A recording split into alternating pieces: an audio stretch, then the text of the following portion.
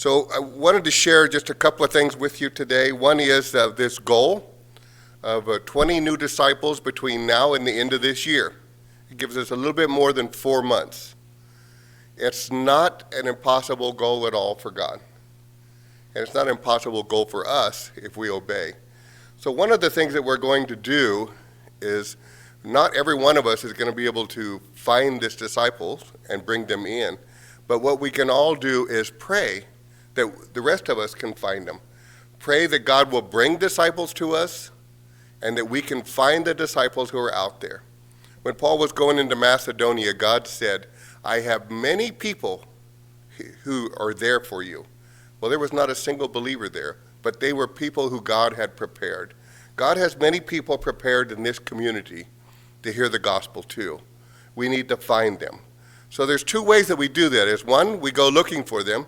And the second way, which is just as powerful, is we pray for God to reveal them and to bring them, and so that we can find them. So you can imagine if we have 100 people praying every day for these 20 disciples. We're praying for disciples who will not just come in and be baptized, but disciples who will come in and make disciples. So that they'll be disciples who make disciples, and so we start a snowballing effect, and we start building up our congregation, both spiritually and in physical numbers. So what I want you to do is include in all your prayers these 20 disciples. Pray for us to find them, pray for God to bring them, pray for God to use circumstances that will help reveal who they are so that we can bring them in.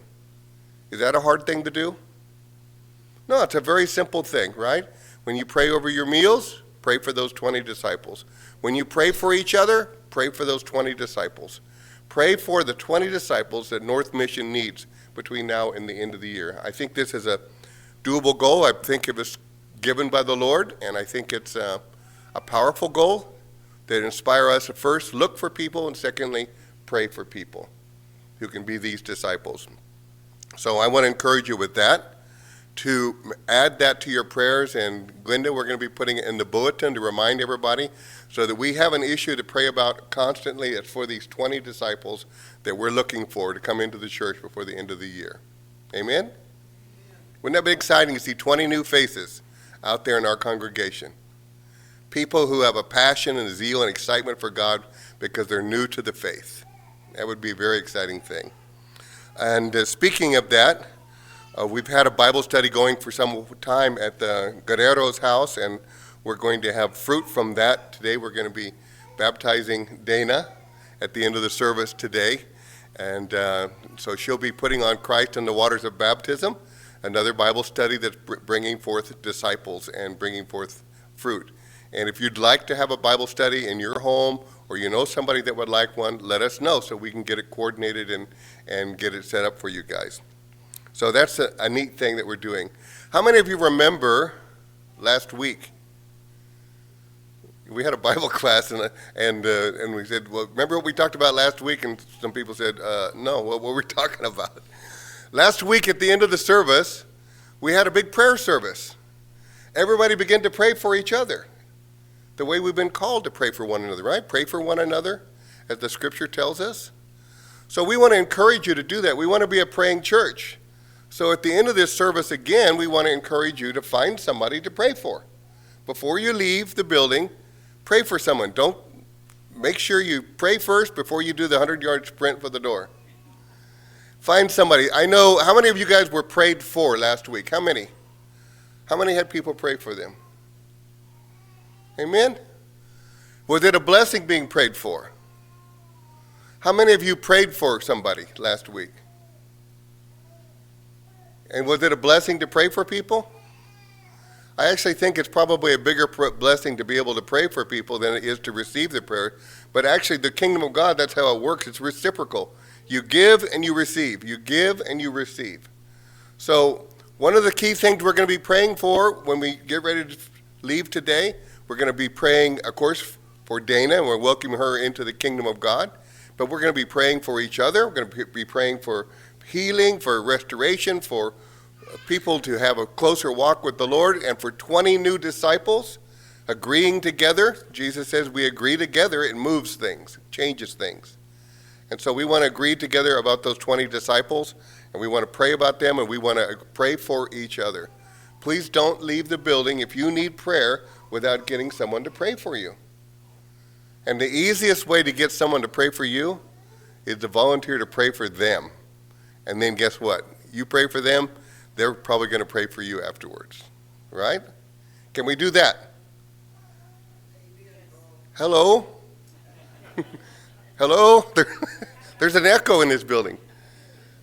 We did it last week. We can do it again. And this is going to be our new future. This is the kind of congregation we're going to be. We're going to be a praying congregation. And there's a reason for that.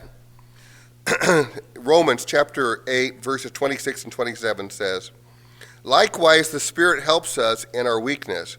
For we do not know what to pray for as we ought, but the Spirit himself intercedes for us with groanings too deep for words. And he who searches the hearts knows what is the mind of the Spirit, because the Spirit intercedes for the saints according to the will of God." So the Holy Spirit will help you as you pray for each other, as you intercede for each other. And you know, every major move in the Scripture that we hear about always begins with prayer. There's always a prayer first, and then there's a mighty move of God. So we're going to see mighty move of God in our lives, in our families, in our community with these new disciples, in our church. If we're going to see that, we need to be a praying people.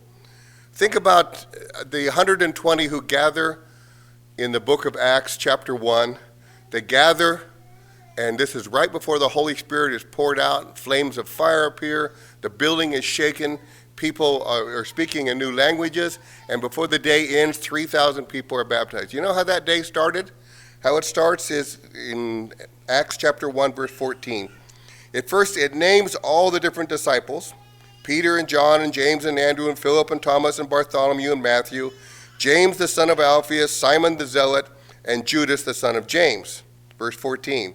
All these with one accord were devoting themselves to prayer, together with the women, and Mary, the mother of Jesus, and his brothers. That 120 people got together, men and women, and they called out to God.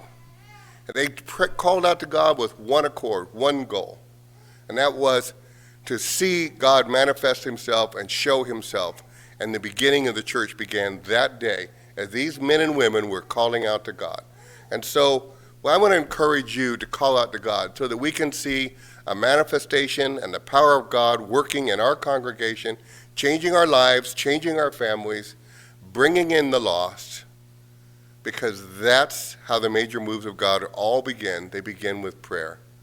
So let's be a praying congregation so that we can see God shake our community and shake our church and shake us up and bring in those 20 disciples that we need before the end of the year. God bless you.